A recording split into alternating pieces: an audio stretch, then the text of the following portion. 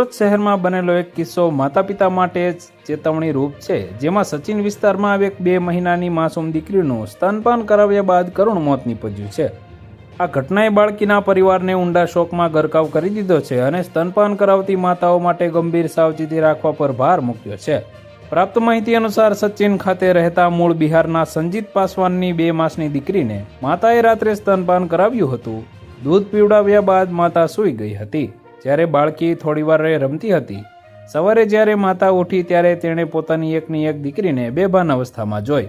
આ દ્રશ્ય જોતા જ માતા પર આભ ફાટ્યા જેવી સ્થિતિ સર્જાઈ હતી। તાત્કાલિક બાળકીને નજીકની હોસ્પિટલમાં ખસેડવામાં આવી હતી, જ્યાં ફરજ પરના તબીબોએ તેને મૃત જાહેર કરી હતી। એકની એક દીકરીના અવસાનથી સમગ્ર પરિવાર શોકમાં ડૂબી ગયો છે। બાળકીના માતાના હૃદયદ્રાવક કલ્પાતથી વાતાવરણ ગમગીન બની ગયું હતું। બાળકીના મૃતદેહને પોસ્ટમોર્ટમ અર્થે સિવિલ હોસ્પિટલમાં ખસેડવામાં આવ્યો હતો।